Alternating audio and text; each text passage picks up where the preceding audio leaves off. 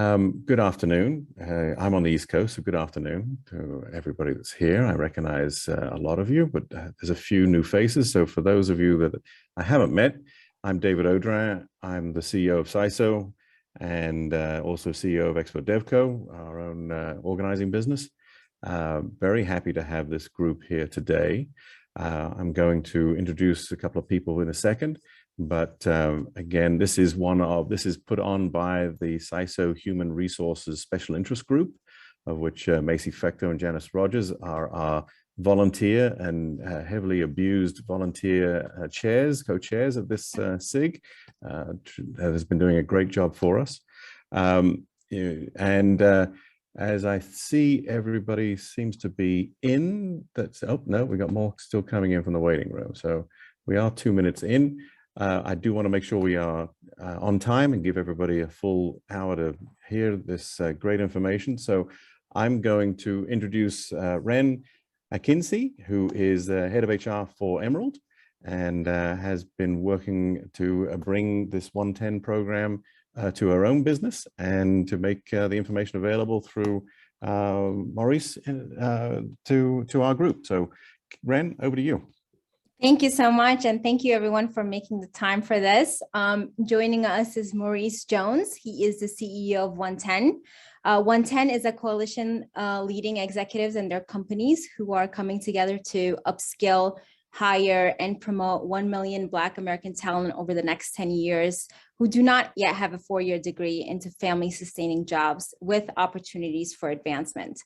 Some of Maurice's accomplishments prior to OneTen include serving as the president of the Local Initiative Support Corporation, and prior to that, serving as the Secretary of Commerce and Trade for the Commonwealth of Virginia.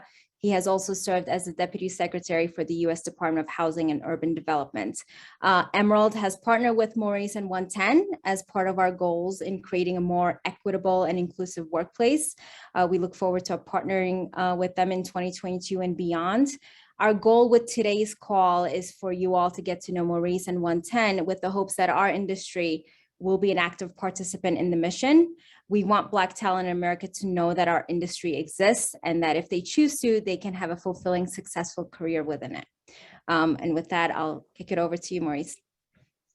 Thanks, Ren, and Happy New Year to everybody. And thanks, David, for having me. And I think Anna is running the slideshow here for me, so I want to thank her as well. I'm excited to share with you some info on OneTen. And so I'm going to jump right in. What I'll do, if you will permit me, I've got some slides that I'll use to talk from, and then I will hopefully leave an abundant amount of time for us to go back and forth after I've sufficiently confused you so I can clarify things. So I'm looking forward to the discussion, and I definitely want to thank Ren and Emerald for joining the OneTen Coalition. We're looking forward to doing great things together. So let me go to my first slide, if we can.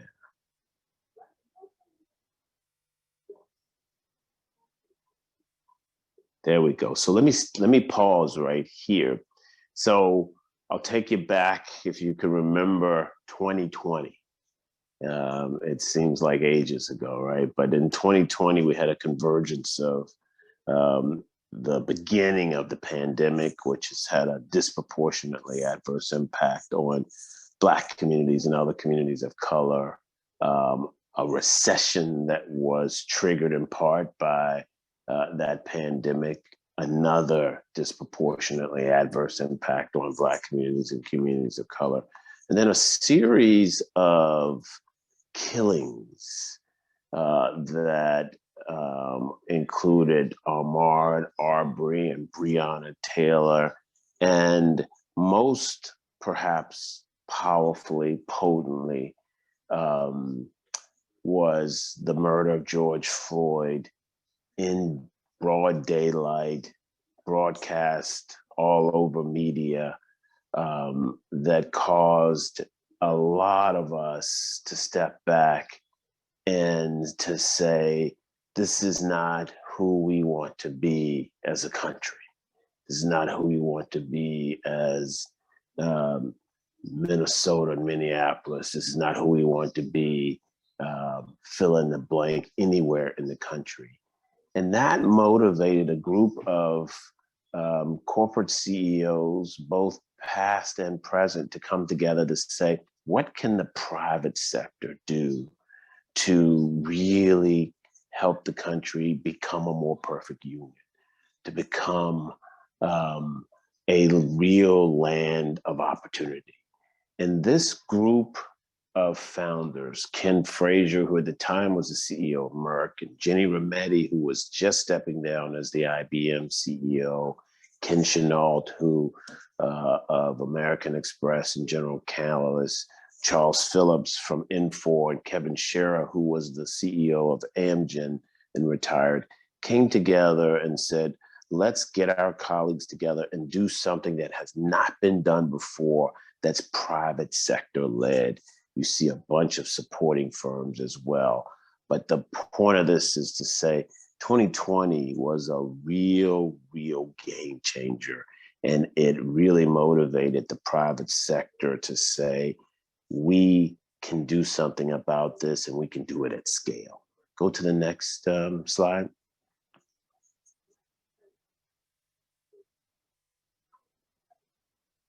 Keep going, actually. I'll come back to that one.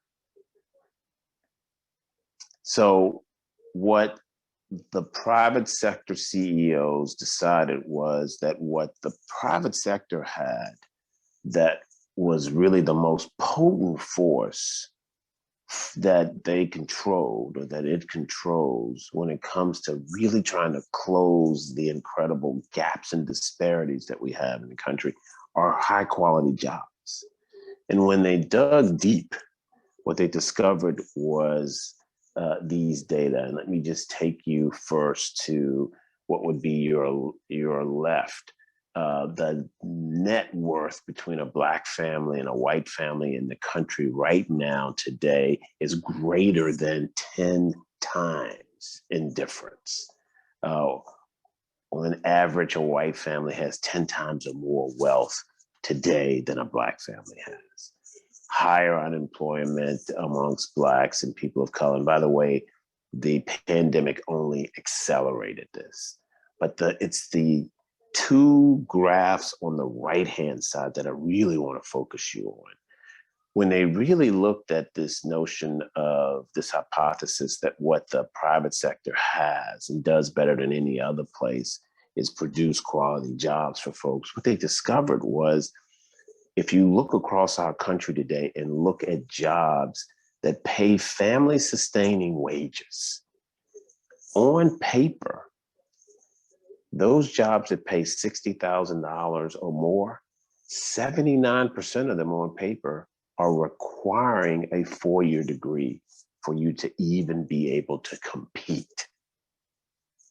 In fact, for jobs that pay $40,000 or more, on paper, 71% of them require a 4-year degree for you to even be able to compete for them. And then when you start looking at the workforce, what you discover is 76% of Black talent do not yet have 4-year degrees. So we have a credential that is blocking people from earning their way into the middle class, disproportionately people of color. However, 66% of white Americans also do not yet have a 4-year degree. So this is actually a problem that plagues the inclusion of the workforce across cohorts. And thus, the CEOs decided, here's where we will start. We will provide high quality, family sustaining jobs for Black talent without 4-year degrees. And we're going to do 1 million over the next 10 years. So if you go to the next slide.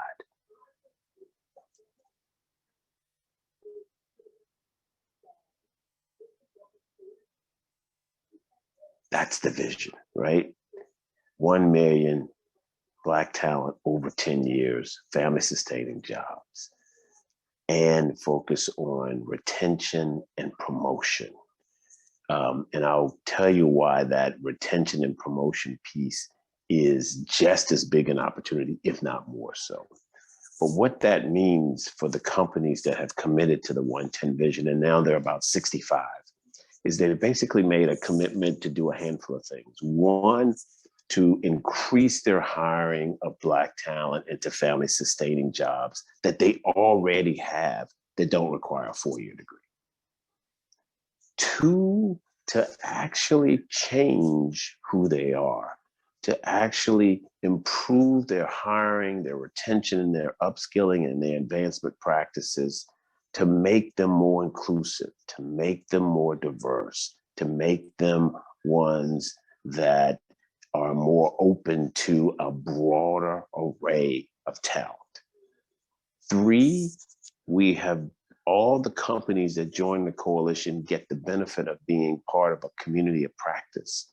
We bring together the CEOs 3 or 4 times a year. We bring together the CHROs of these companies 3 or 4 times a year. And we wrestle with the problems that we need to solve to be great when it comes to this vision, whether it's how to do skills first hiring, how to use apprenticeships as a way to source talent and or to develop talent, how to really work with hiring managers and people managers to make them better supporters, better coaches, better mentors for more diverse talent. All of those things that you can think about that are part of a company's DEI journey, we're actually learning from one another in the context of a community of practice, and we're sharing best practices. 4, let's do this for 10 years. We're trying to change companies and make them places where their employment, their quality employment opportunities are open to more people. We're trying to change the economic trajectory of Black talent and their families. And we're trying to change the country. We're trying to make the country one that has a bigger, stronger muscle when it comes to providing opportunities for folks on the basis of their skills and what they can contribute, as opposed to just what their credentials are. And then finally, the companies are resourcing the effort. They're making an annual financial contribution to make sure that the coalition has the resources it needs to do all of this work. And the work looks like this. Let's go to the next slide.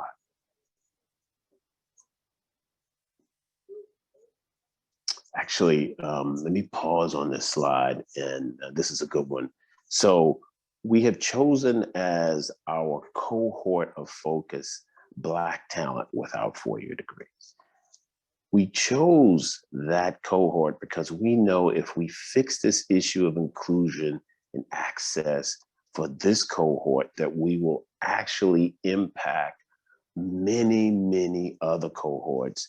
Because as I mentioned to you, even though Black talent without 4-year degrees make up 76% of Black talent, if you look across the workforce as a whole, 66% of the workforce as a whole does not have a 4-year degree. So we know if we make the quality jobs piece of our economy more accessible to this cohort, we will be making it more accessible to the broad array of workers out there. And we also know this will have a positive impact, given that we're trying to change corporate practice and corporate behavior, that this will have a broader impact on the entire corporate community. And so our focus cohort, our theory of change is this is the strongest way for us to change the entire system, which is what this effort is all about. You go to the next slide. Let me pause here. So what jobs count for purposes of the OneTen journey?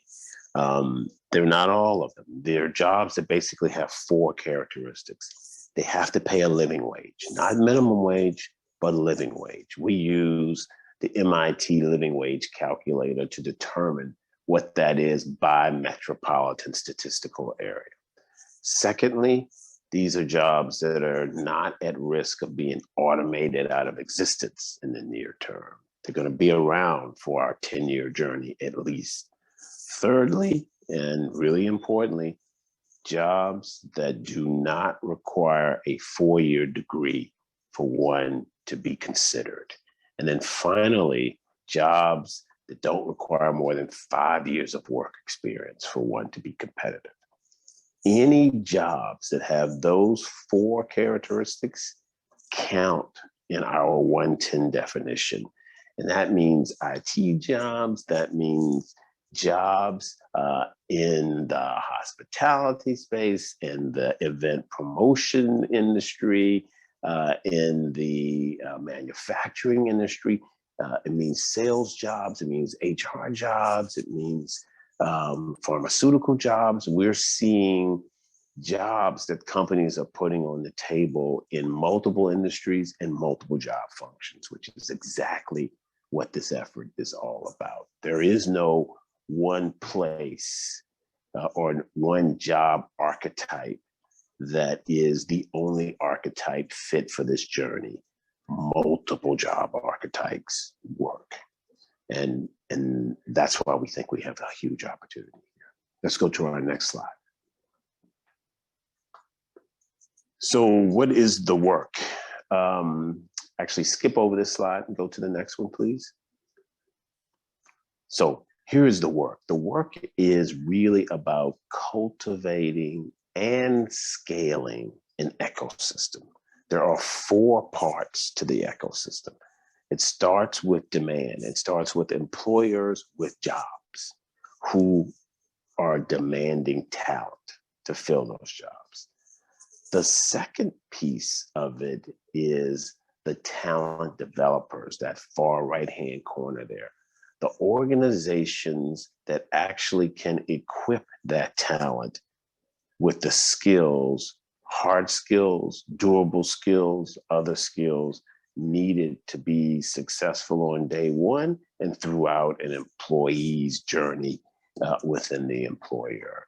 And that's going to be community colleges and online boot camps and military transition programs and apprenticeship programs. There's a whole gamut of talent development organizations.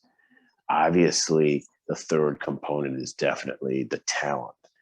We source that talent through talent developers who are already preparing that talent. We also use other channels, direct marketing and partnerships with faith-based organizations and using search firms. And then the fourth component that's not spelled out here, or I should say disaggregated, are the other supports that talent need to be successful.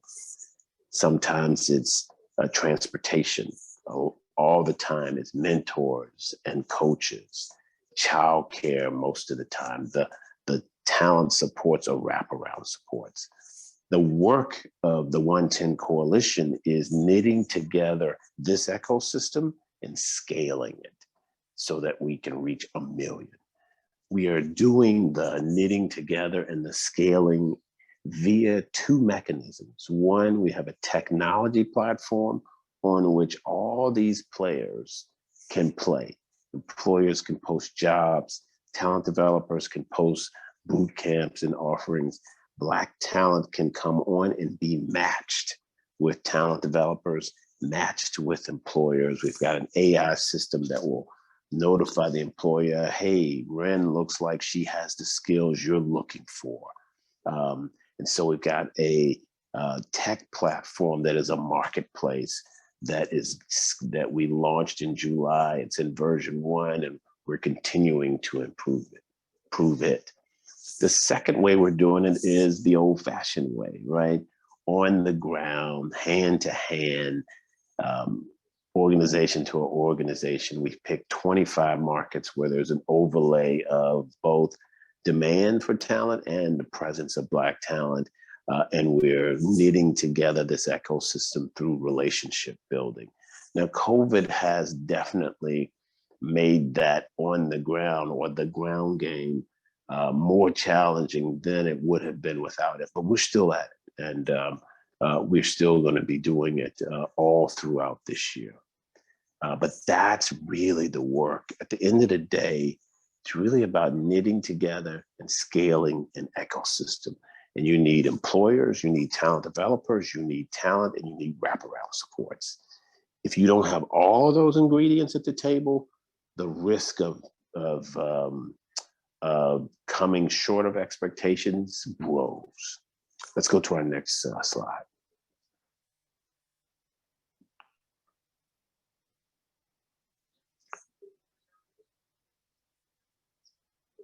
We can skip that one. I've already been over the community practice, so I'm good on that one. Go to your next one. And you can skip that one. This is beautiful. We're getting close to the end here, so I can stop talking at you. This is a membership page that we can go over at some point with you all. The bottom line is I want all of you all in the coalition. And we have different size companies and associations. We have large companies, we have mid-sized companies, we have small companies, we have small company associations. We need, if we're going to hit this 1 million mark in 10 years, we need a diversity of companies, a diversity of sizes of companies. We need associations. We need all to be a part of this OneTen effort. Go to your next slide.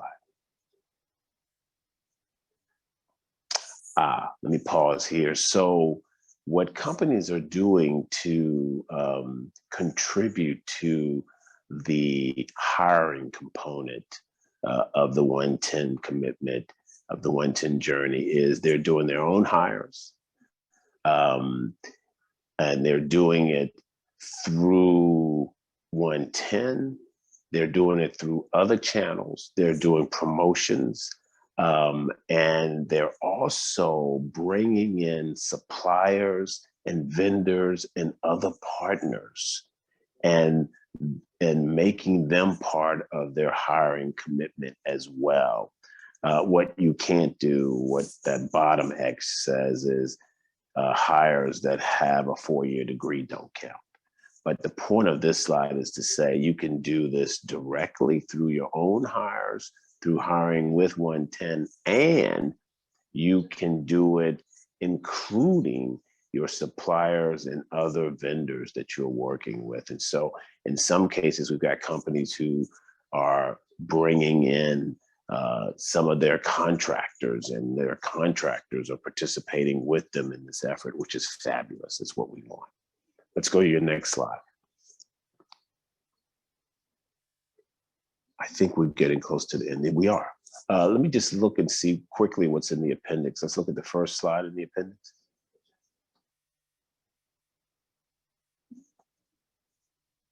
Yeah, I won't bore you with this. This sort of gives you a sense of where supply and demand are co-located.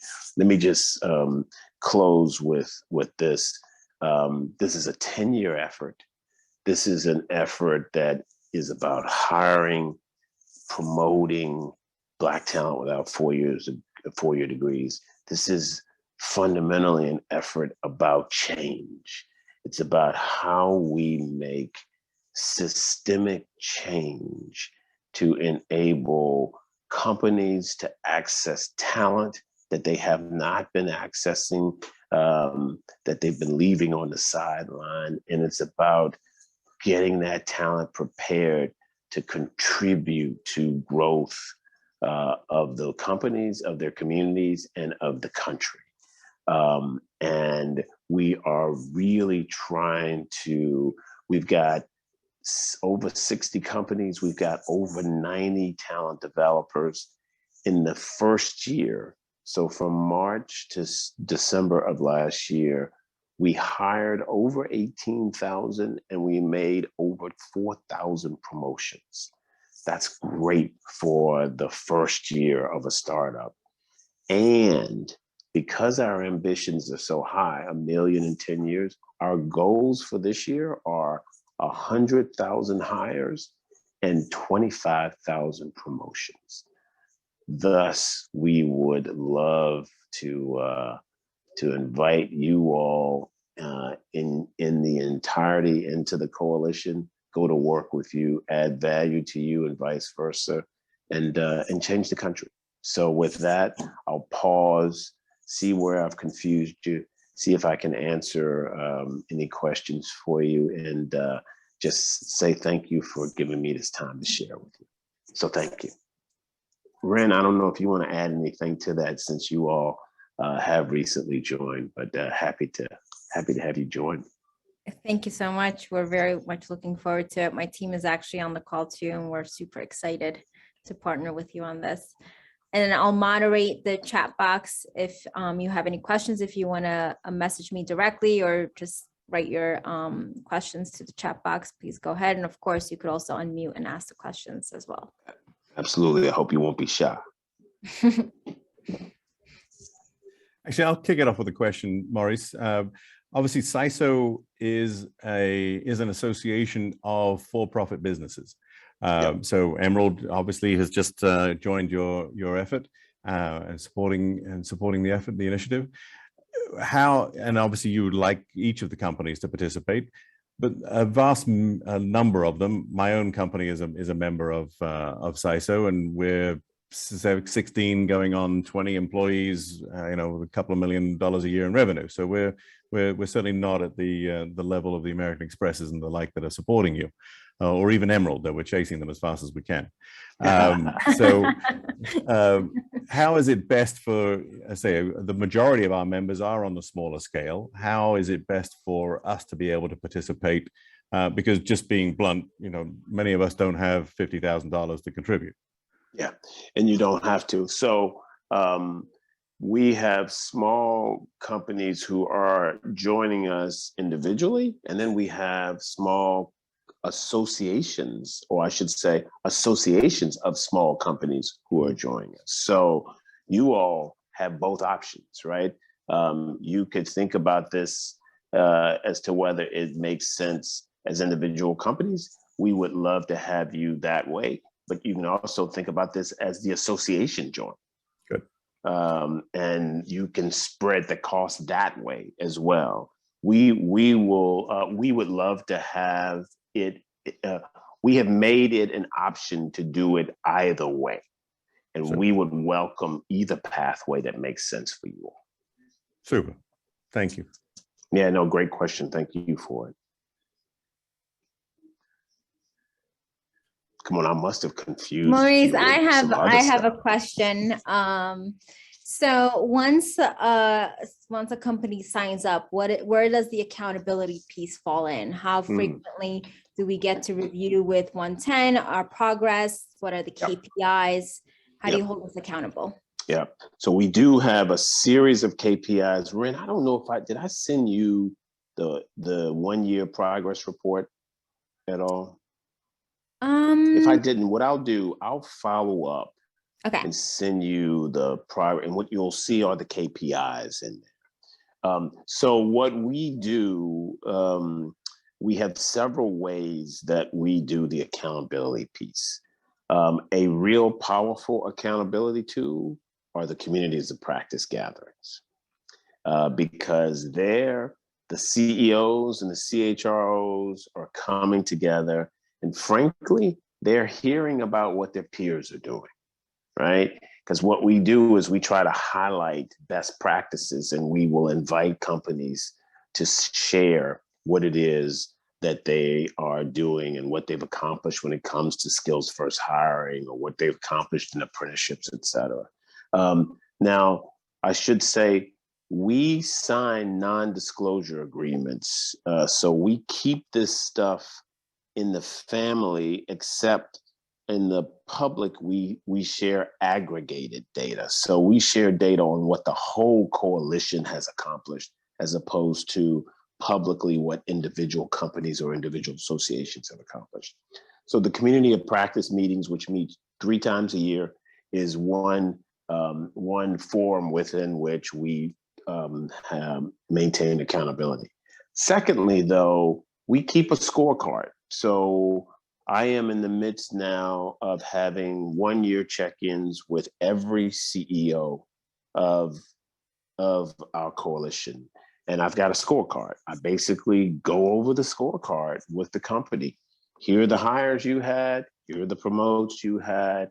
Here's what your peer group's doing. Here's what you projected. Here's where we think things are going well. Here's where we'd like to lean into you and partner with you stronger so we can do better.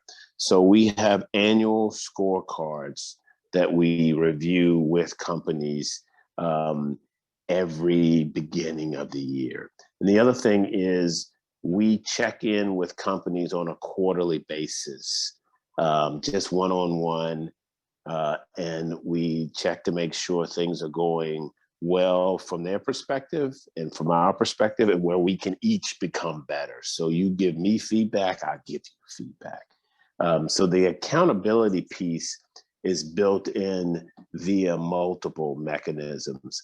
But I'll tell you, one of what I've seen as one of the strongest accountability pieces is frankly a little friendly competition that I see amongst the companies, which I love. And it's all friend because we're all, in this case, we're not competing for talent against one another or competing for profits. We're trying to make ourselves a more diverse, a more perfect union. So I love that kind of competition. But those are the multiple ways through which we try to maintain the accountability pieces of this. Our members are pretty competitive, Boris, and we do compete with each other for talent all the time. So yeah, we try not to get into the poaching. What we're trying to do is to provide more channels through which you all will have more talent to choose from. You still, like you said, will have to compete, but we're trying to enlarge the pie.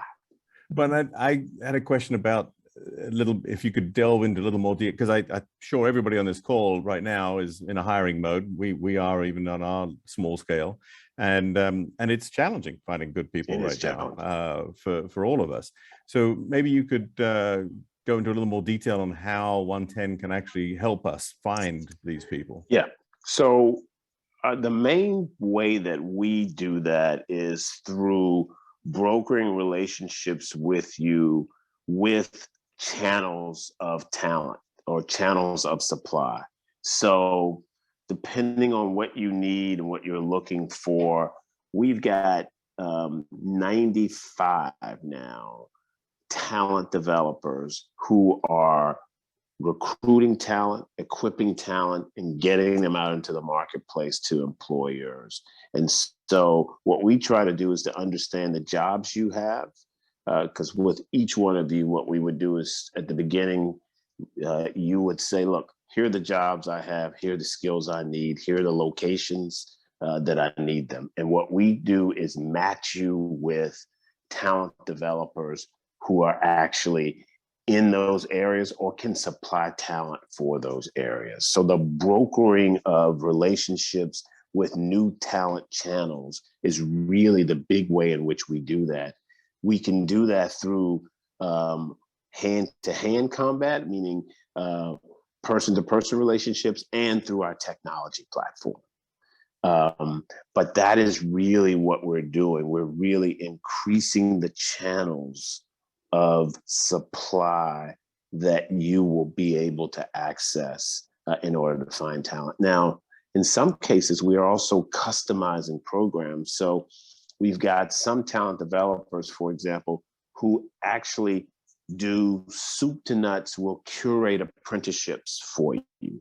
They will work with you to figure out where you need talent and to work with you to design an apprenticeship program in those spaces and bring the talent to you and train the talent for you.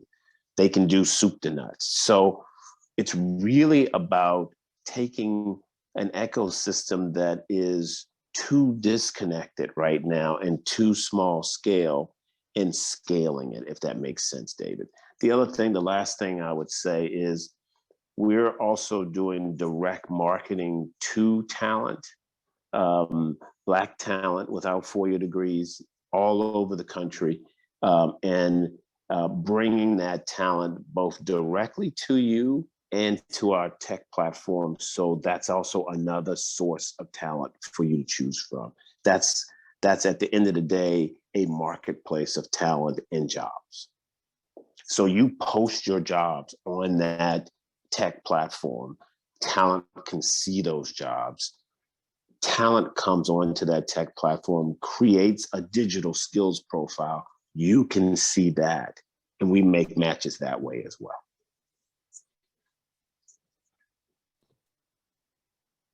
What else can I tell you? Who else has questions? Macy, did I see you? Come on, Macy. I know you got one. This was so interesting, and thank you. A quick question on I think I saw on the slide something about 4 times a year you gather the CEOs and talent leaders. That's the community of practice. It's actually, it's really 3 times a year. We do it every quarter, but the fourth quarter is nuts. So we'll do it in March, we'll do it in July, we'll do it in November, and we'll leave them alone the rest of the year for the community of practice. Yes.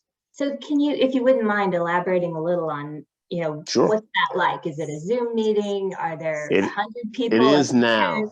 Yeah. So it's a great question.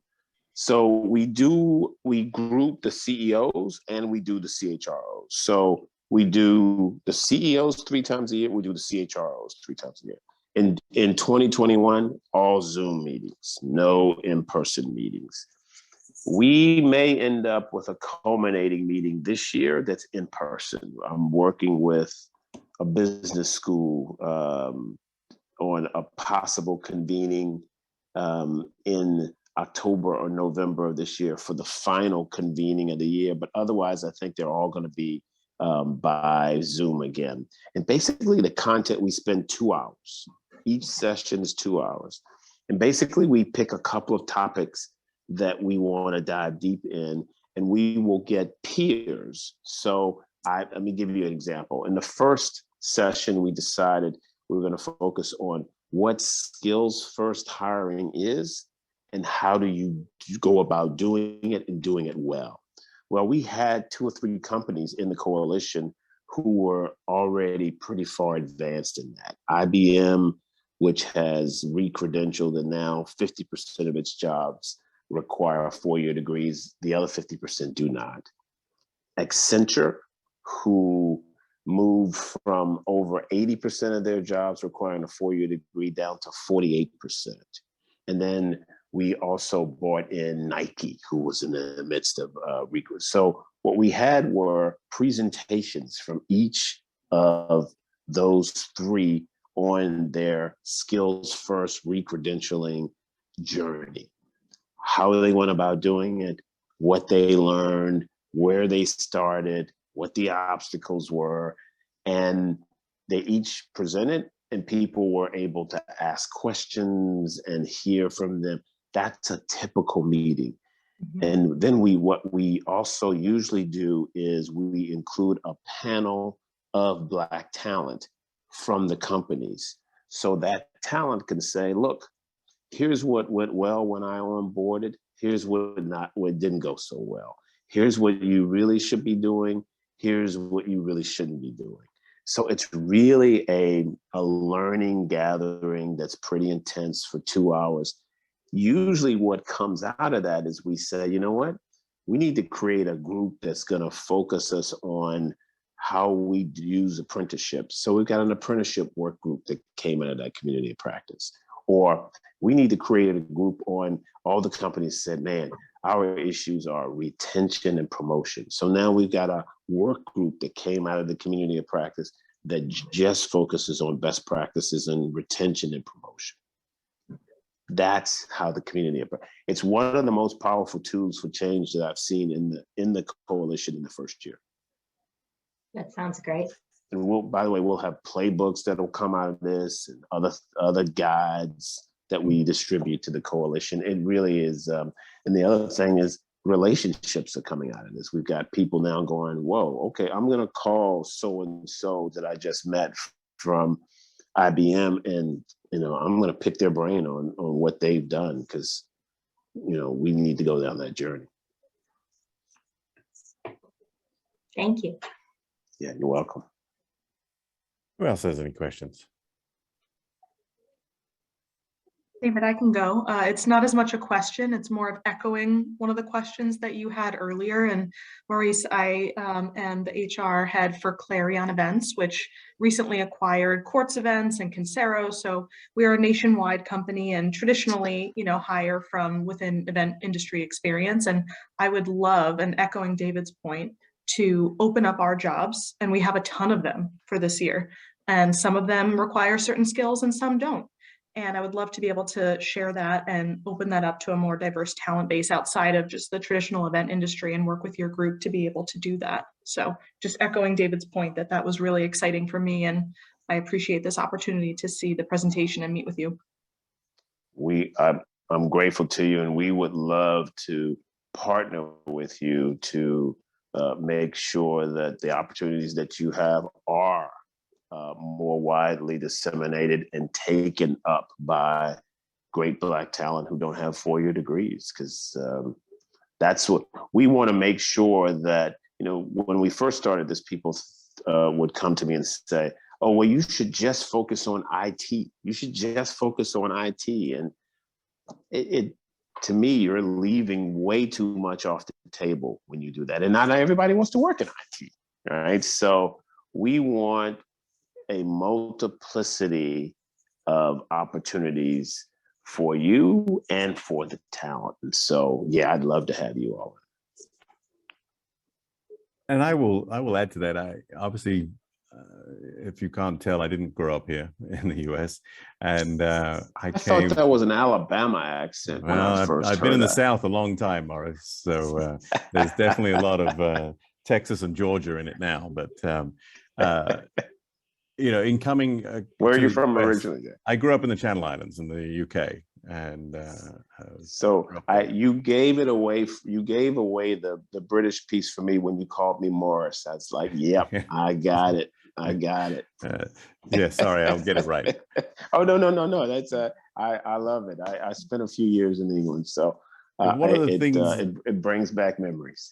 Good, hopefully good ones. One of the things great ones. I certainly saw in the US, and I've been here over 30 years now, we do tend to have a bad habit of, by default, requiring college degrees for a lot of roles that don't need them.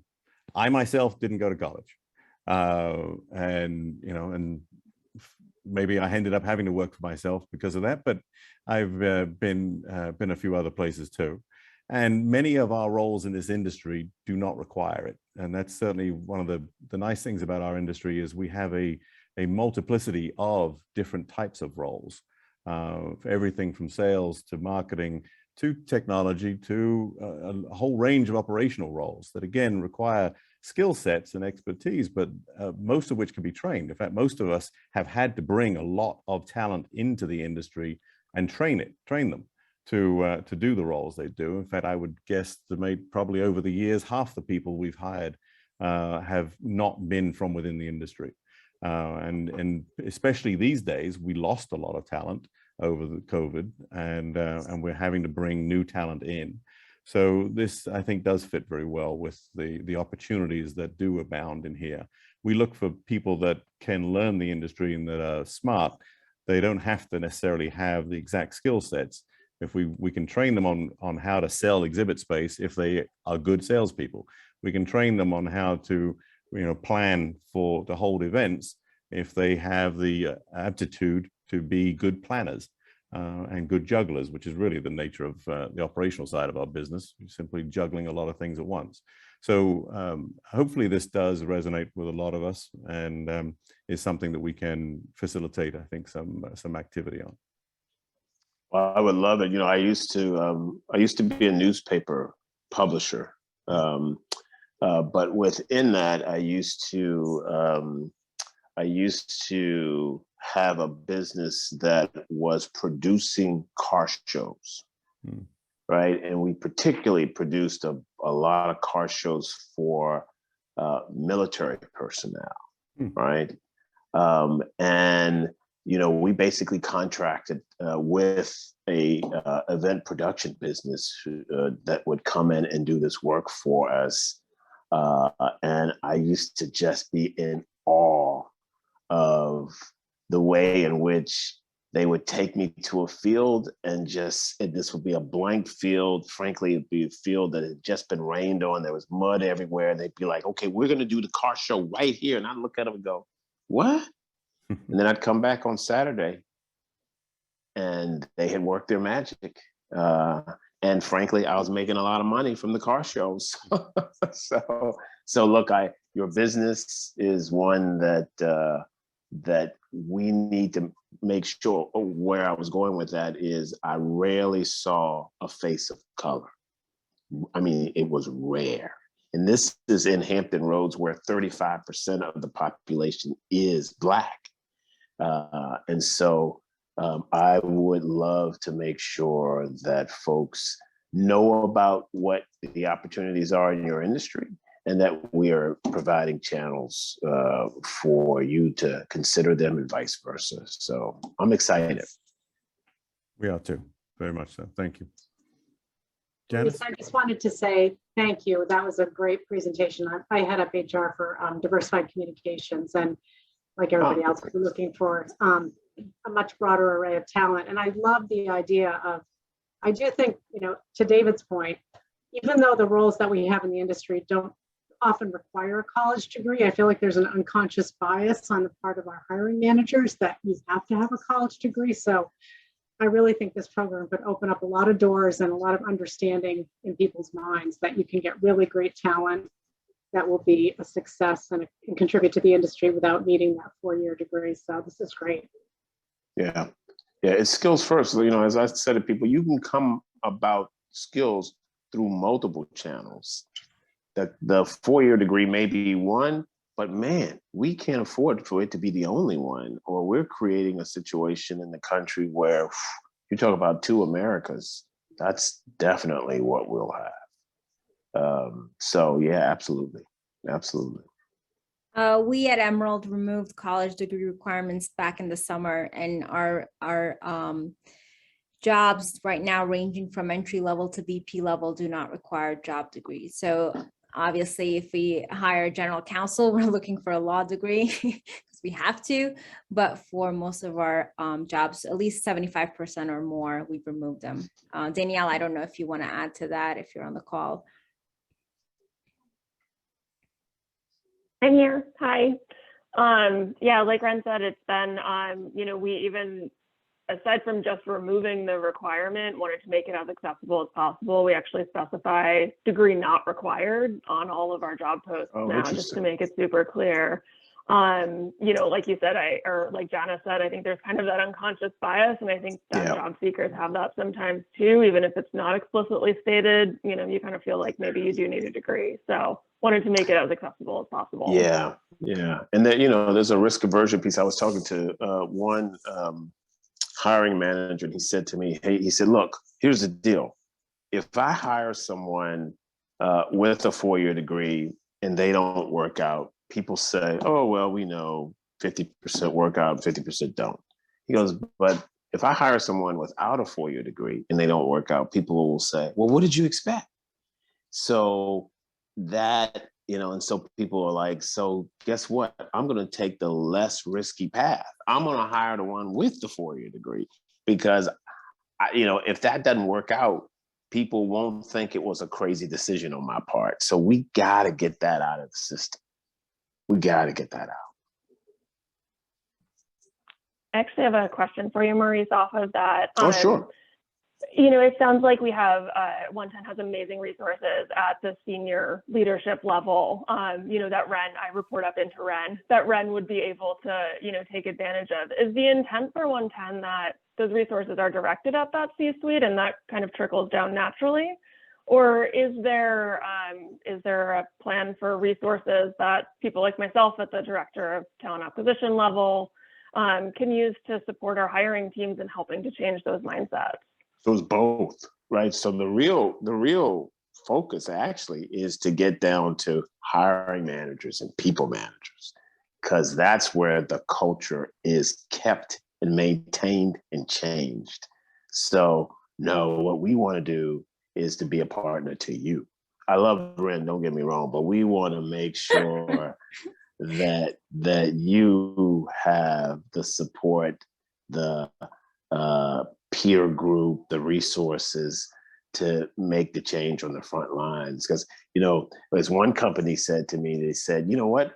We have now removed 75% of our jobs don't require a 4-year degree. But she looked at me and she said, that doesn't mean we're not still hiring people with 4-year degrees for those jobs. Removing it on paper and actually implementing it are two different things. She goes, so we really need to help in actually making it real. So now where we ultimately are trying to impact is hiring managers and people managers. That's where we need to have the impact. Awesome. Well, I'm definitely looking forward to working with you guys this year. It should be great. Yeah, same here. Same here.